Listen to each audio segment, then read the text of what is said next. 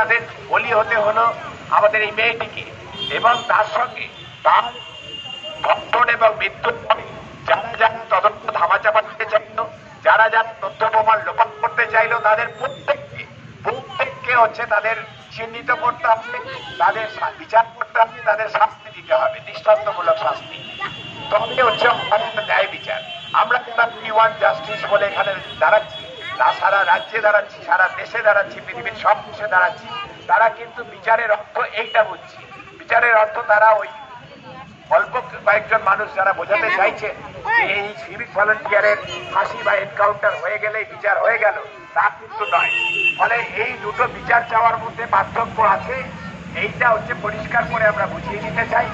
এবং এই বিচার যে মানুষ চাই, তারা কিন্তু শুধুমাত্র এই ঘটনাটির জন্য নয়, তারা রিলেট করতে পারছে নিজেদের জীবনে, সমাজের, আমাদের সমাজের সবকটি পরিসরে দুর্নীতি যেভাবে ছেয়ে গেছে, যেভাবে হুমকির সংস্কৃতি রাজ্যের প্রতিটি কর্মক্ষেত্রে, প্রতিটি ব্যবসা বাণিজ্যের ক্ষেত্রে, প্রতিটি পাড়ায় পাড়ায় বন্যায় রাস্তা করে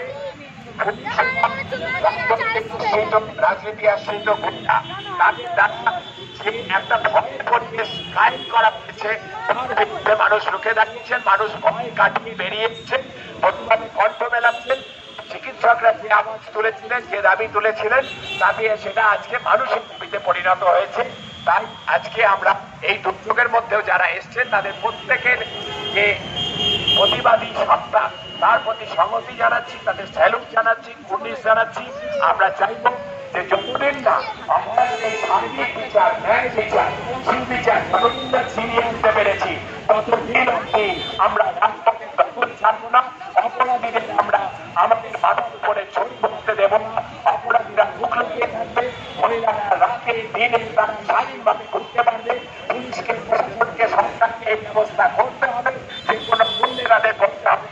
এইটুকু বলে আমি আপনাদের আরেকবার সংহতি জানিয়ে আমি বক্তব্য শেষ করছি। ধন্যবাদ। অসংখ্য ধন্যবাদ। কারণ আমরা যেমন আপনাদের পাশে এসে দাঁড়িয়েছি, আপনারাও সেই পাশে আসাটাকে যখন গুরুত্ব দেন, মর্যাদা দেন, আমাদের মনের বল আরও বেড়ে যায় এবং আমরা জানি যে আমরা সকলে ঠিক পথে চলেছি। আমরা আবার একটু স্লোগানে ফিরি।